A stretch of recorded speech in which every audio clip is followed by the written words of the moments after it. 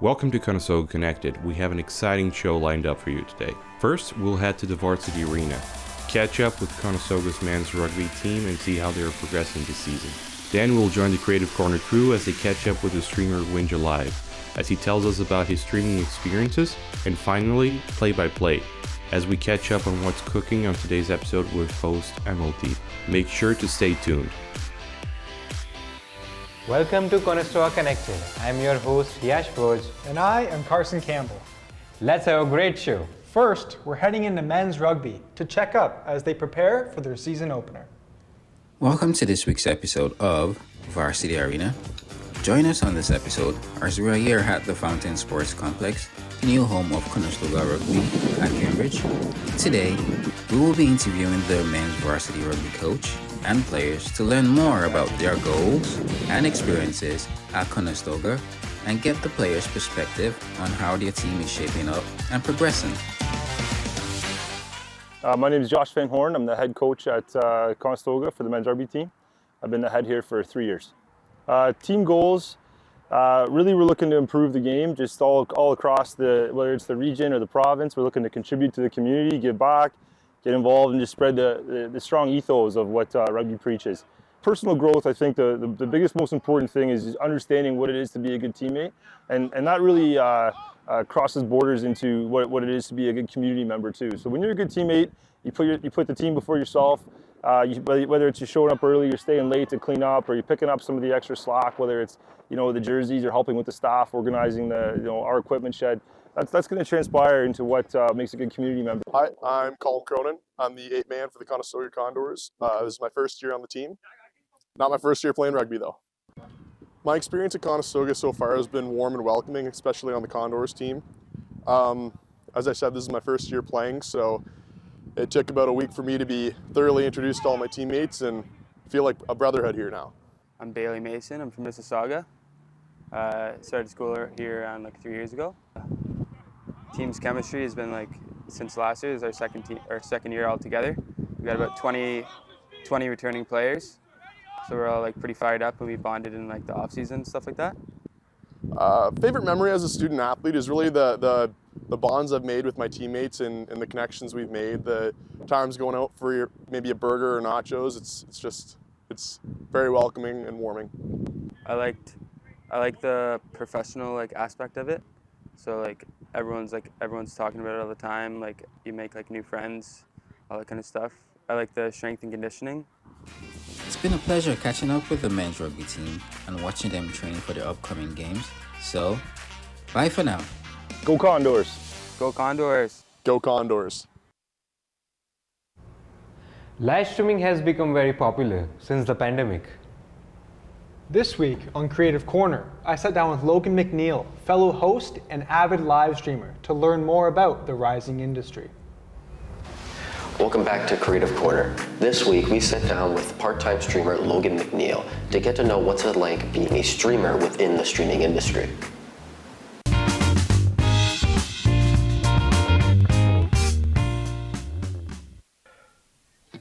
Logan, also known as Winja Live, to his online community, started to live stream in 2019, just before the pandemic, and has built a strong online community since. So, my name is Logan McNeil, or Winja Live, as I'm known on Twitch and social media platforms. I started live streaming because, honestly, I wanted to make content for a long time since I was a kid, and I started making YouTube videos when I was in high school pretty consistently and gained an audience of around 2,000 followers just off of that. That died off a little when I left high school and I didn't have as much time to edit videos, so I still wanted to make content, and live streaming was an option. So I just started going live, and this is before Twitch was massive as we kind of know it today. So the platform was more vibrant with just people looking for small streamers. And after a month, I got an average of 3 viewers, which gets you affiliate on Twitch. And I absolutely love streaming. So that was how I kind of started through the summer of 2019. Logan has been mainly focusing on gaming content, but he hopes to expand to more IRL content. We asked him who inspires him when it comes to live streaming.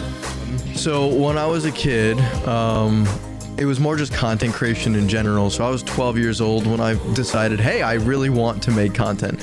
I wasn't in a great place in my life, and I had to move schools, so I didn't have many friends, and YouTube was the place that I went. And so one of the content creators that I really looked up to was Captain Sparkles, and someone who's not as good in the industry now, but his name's Tobuscus.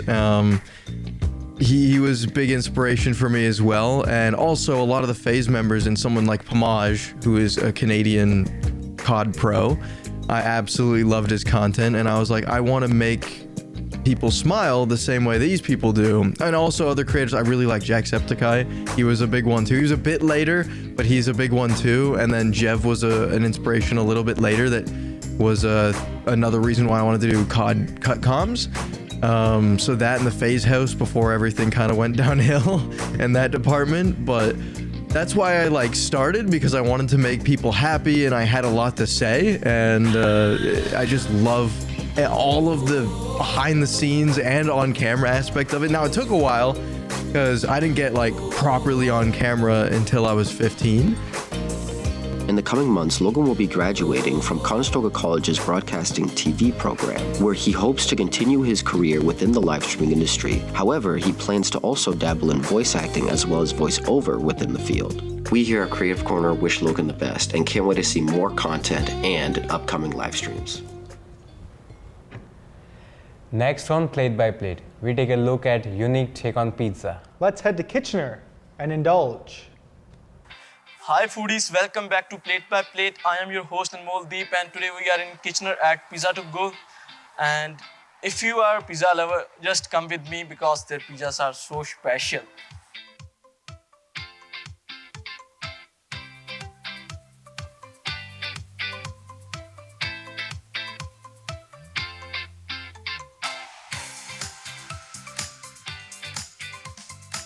How does your menu look like? Specialty pizzas like tandoori paneer and tandoori chicken, that's our most famous pizza.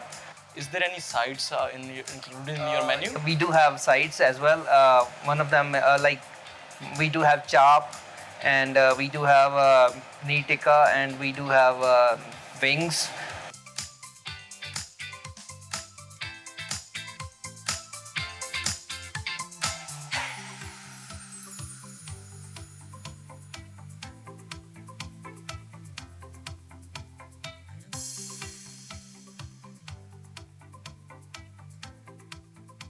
What's the most creative pizzas you ever made, and what's inspired it? So on Valentine's Day, we had one customer. He was really regular, and he requested us to make a heart-shaped pizza for his girlfriend. That was the most creative thing we ever made for us.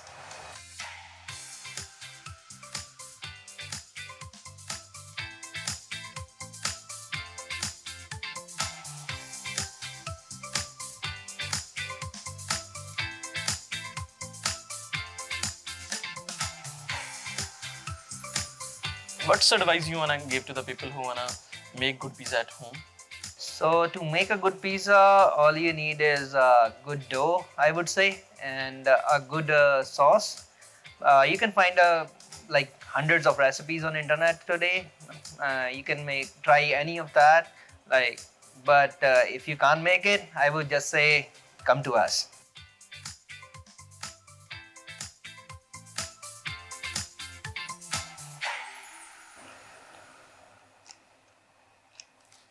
That's so yummy, guys. If you wanna eat food like this, you have to visit the Pizza to Go in Kitchener. And bye bye, see you. Thank you for joining us for the first half of our show. Stay tuned for more Conestoga Connected coming up now. Up next on Conestoga Connected, great food at an affordable price. We visit Hakka Nation and get a taste of some delicious international cuisine. Then, we head to the Yeti Cafe to share some great coffee and a few laughs as well. And in Agents of Change, we learn more about Habitat for Humanity and the work they do in the Waterloo region. All this and more coming up on Conestoga Connected. Welcome back to the second half of Conestoga Connected. I'm your host, Lovepreet Singh. And I'm Andrew Stacey. We've got a lot to look forward to, so let's get started. This is a bit different than the football that I'm used to. It is a little bit confusing how we call football soccer. So how do you play your version of soccer? Well, here in Canada, we actually play it a lot differently than the Americans do. Let's find out more on this week's episode of O Canada. You're probably familiar with gridiron football, a contact sport played with helmets, shoulder pads, and jerseys like the one I'm wearing right now. Most people think of gridiron football as being an American invention, but did you know that the Canadian version is actually even older? Today, we're going to learn how to play football the Canadian way.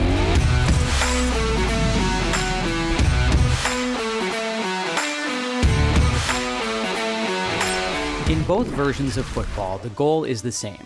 Each team attempts to move down the field towards their opponent's end zone. Getting the ball in the end zone is a touchdown worth 6 points, and kicking through the uprights is a field goal worth 3 points. However, there's some key differences in the Canadian game. In American football, you get 4 downs or chances to move the ball 10 yards, but in Canadian football, you only get 3. A Canadian football field is both longer and wider, and the end zones are 20 yards deep instead of 10. In Canadian football, a ball that's kicked into the end zone and not returned is worth 1 point for the kicking team, called a rouge. There's a lot of unique aspects to Canadian football, and who better to ask about them than a man who covered the Laurier Golden Hawks Canadian football team for the school newspaper back in university. Oh, and he also just happens to be my dad. Let's talk a little bit about how did you get involved with covering sports for the newspaper? I was noticing that a lot of the sports quizzes had like an unbelievable amount of American content, and that was all. So I thought that was very disingenuous at a Canadian university. So I sent a letter to the editor, and she said, I don't have anybody to do the sports quiz for next year since you're complaining. Maybe you would like to do that. So that's what happened. I ended up doing that. Why do you think that it's important to keep Canadian football kind of at the forefront of our sports culture and Canadian tradition? If you don't have anything or very few things that are your own, and you're only involved with a country, then at what point do you say, do we really have a country anymore? Canadian football is part of our tradition. It's part of our roots, and it's part of our identity. So whether you want to play or just watch, give Canadian football a try. I'm Andrew Stacey, and this has been O Canada. All right, I've been starving after playing so much football. It's so good. What are you eating, Lovepreet? Hakka noodles. Would you like some? Yeah, sure. Let's take a look at Amjad's menu today with Sweet Tastes.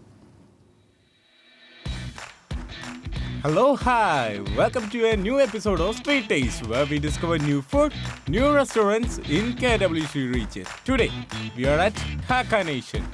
You wanna see what's cooking? Come on, let's see what's cooking.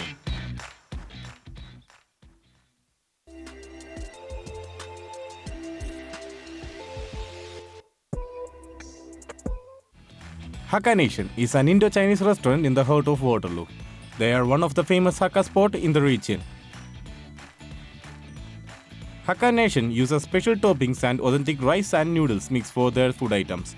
Their chefs are passionate about Indo-Chinese food, which creates the authentic taste of Hakka foods.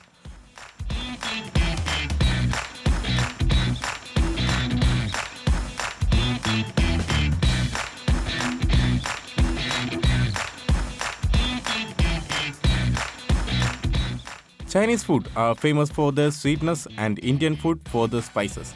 The Hakka fusion is one mouth-watering food type which is both sweet and spicy in nature. Today with us we have Lavish Mahajan, the manager of Hakka Nation, to share their success story. I'll just tell you, like, the success behind the taste of Hakka Nation is the wonderful kitchen staff that is working on it, and all the sauces here are in-house. Nothing is outsourced or bought from outside. So I think this is the key to our success, because we are running business from last 1 year and it's been going wonderful till now. Apart from their menu, Hakka Nation's ample dine space and tasty food items make it a must-try spot for all. Nisha Sugija, a regular customer of Hakka Nation, is here with us to share her thought about the restaurant. I prefer the most is momos because I love momos and they are offering the best price and it's fabulous, it's fresh and they are very juicy. They offer Szechuan sauce as well. It's very nice. I like spicy, so it's good for me. Today, for our audience, we have the special Hakka noodles, and for a change, my friend Gogol is trying it for you. As you can see, he is enjoying every bite of it. So, we have tried their mouth-watering Hakka noodles. I like it. Hope you try it too. So, it's bye from Amjad Vishnath from Street Taste. Next, we'll be highlighting an organization where donations of usable household goods and building materials are transformed into low-cost housing for area families. Today, we'll meet the woman who is making a difference by donating her whole kitchen to Habitat for Humanity's Restore. Let's join Vlad as he takes us through the donation process, showing how these contributions make a difference for families in need. Hello. Today we're following Habitat for Humanity to see just what they do, the impacts they have in our community, and if you want to help, how you can do so. Come on, let's go.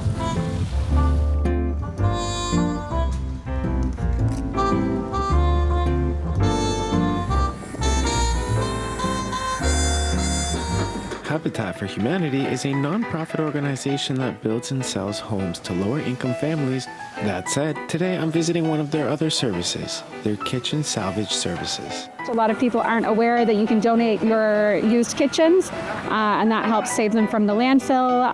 You can get a tax receipt for your donated kitchen, and then people can pick up kitchens at a great rate in the Restores. Restore is a shop where Habitat for Humanity resells donated appliances, hardware, and more to help fund their home building.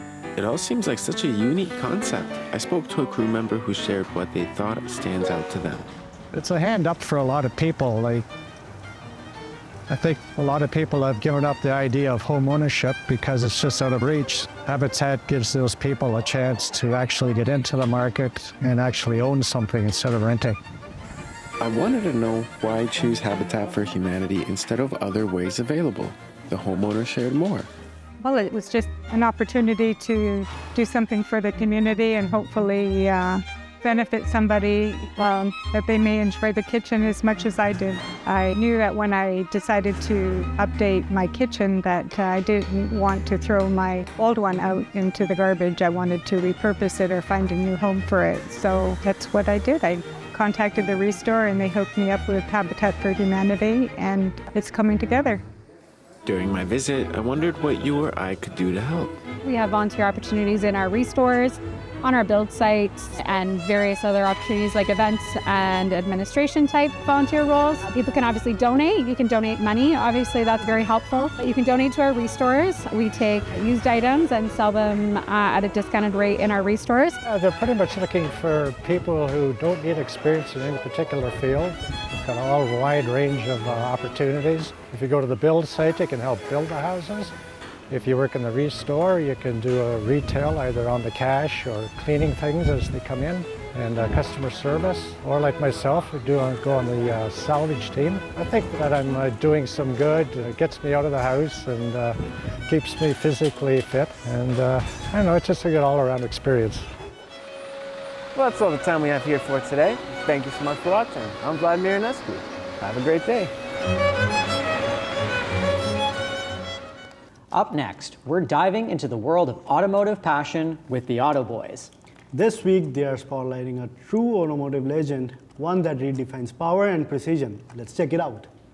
Hello and welcome to the episode 4th of The Auto Boys. I'm your host Satish. And I'm your host Love Singh. Today we have a special segment for you because we have O2 Murcielago with us. Let's ask our guest to tell about the car.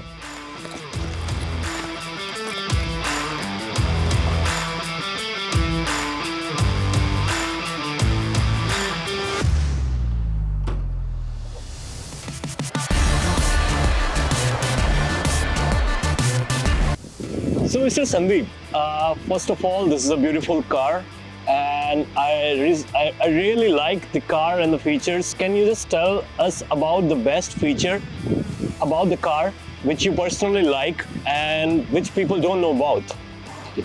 So I have a Murcielago Lamborghini, brother, and this one I bought it last year and imported from Japan. Okay. And it made in 2002. This car has many features, but one of them I really want to tell you guys about, that it is gated manual. Oh. And it only 6 of them in the world. Oh, that's really rare. And also the one feature I recently and really loved about is that it has a automated wings that opens at certain point and when you reach the speed itself, and you can control them manually by itself too. Oh, that's really rare, huh? So, Mr. Sandeep, I have a question. Yeah. Like, how would you describe of shifting gears in this gated manual, like when you're in traffic? So guys, whenever I shift gears, I feel really good, man. Because first of all, it does pops and bangs. Oh. And it leaves the sounds burst, so people see it. And when you sit inside and you see the sound, you hear the sound and everything, so good. Especially with the manual transmission, you feel the power, man. It's pushing it forward, you know. Yeah. And even the car is really eye-catchy, so I really consider that people do look at it when you walk around with this car. It does, man. Especially the black color is very rarely to find these days, too eh? good. Yeah, the color looks too good. Seriously. I totally agree with you. That's all from us. See you in the next episode from the Auto Boys. You know, after a good drive on the road, there must be something else that we can do together. Absolutely. I'm actually down for some laughs, so how about we go to a comedy show? Why not? Let's see what brewing up in this week's episode of Brews of Expression. Picture a sunny weekend morning at the Kitchener Market. But did you know there's a cafe beside the market that's just as busy? When the sun sets, this cafe also turns into a must-visit place for events.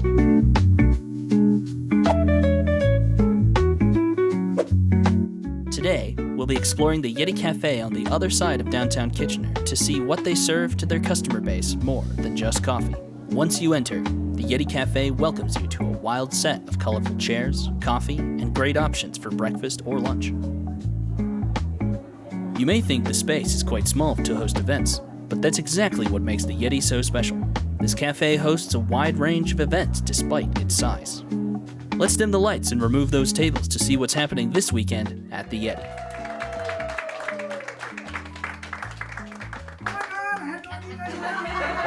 My name is Michael Balazzo, and I am a comedian from Toronto, and I've been doing shows at the Yeti for about 3 years now. I think the Yeti is a great place to do comedy because it's far enough from Toronto that maybe a lot of touring acts don't come here, so we get to fill that market. Plus, even more so, Jeremy and Vic run an amazing venue here, and they have a built-in sort of customer base who are very cool. They're into good music, good comedy. They're always very nice and receptive, and it's always like super fun to come to the Yeti and do the shows here. You're looking at me thinking, Michael, you don't look like a Metallica fan. I'm just as surprised as you are. We go everywhere together.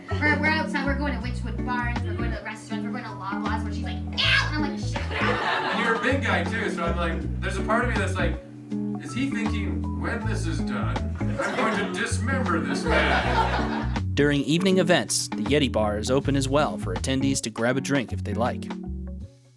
This weekend, the Yeti also hosted the House Music Dance Night with DJ Jess, turning the Yeti into an evening of lights and high energy amongst the attendees. So here at Yeti Cafe, we're having a good vibe tonight, doing some house music. We had a little bit of piano and voice earlier, switched up the vibe, house music all night long, featuring DJs from all over the world, actually. That's what I love, doing these things and bringing people together. And Yeti here is just a great opportunity for us to bring people together. It's a smaller, intimate vibe, and I think that's what we need in our community. Not this big space, not these big clubs in Uptown, playing club music only. We're here to play some underground music, some music that we normally don't hear on the radio, and that's why I love it here. It's something different, giving us creative flow. It's a good vibe. Come on out. Thanks for joining, and I'll keep searching for more cafes that brew their own kind of culture here in the region. And done. Hey Andrew, what are you doing? Well, I was feeling inspired, so I tried drawing you. Wow, looks good. Thanks, but I don't think I got your face quite right. Can you stay still for a second? Oh, let's check out some more inspiring artwork on the upcoming episode of Art Block. Hello everyone and welcome to the Art Block. Today we are meeting up with a very interesting multimedia artist. But today we'll be talking with her about her wood burning art. Let's go for it.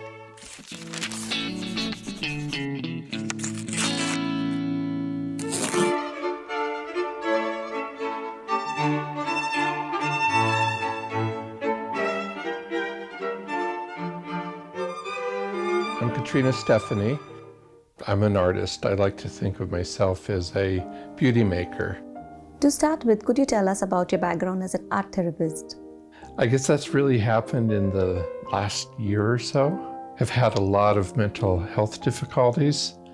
I started turning to art, helped me regulate myself, helped me feel better. And I got into a lot of art called neographic design. After I created some affirmation neographics, so I would kind of hide an affirmation within the neographic.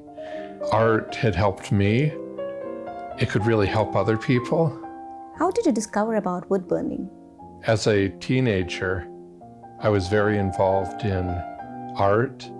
One Christmas, when my parents had gifted me a little inexpensive wood burner to use for art. Which is your proudest piece? I'd have to say that every piece that I end up creating, I'm proud of. Nice. But I don't allow myself to get stuck right there because it's a temporal thing. I know that's opened up doors to go further and to experiment more. What advice would you give to someone who wants to try wood burning? Just to allow yourself to make mistakes and to have imperfections. Yeah. Most importantly is just allow yourself to play, have a sense of play. The more you work on it, the more it's going to let yourself come out in it. Thank you so much, Kat, for coming on our show. It was wonderful meeting you. Thank you. It was wonderful being here. I'm glad I had an opportunity to talk with you. Thank you. So guys, if you want to check out more of Kat's stuff, you can just go on her Instagram link. You can also check on her website, that's kat.org. Thank you guys. Until next time. Bye-bye. What a talented artist. That's for sure. Well, that's all the time for today. Thank you for watching. I'm your host, Andrew Stacey. And I'm Lovepreet Singh. We will see you soon with another episode on Conestoga Connected. Until then, take care.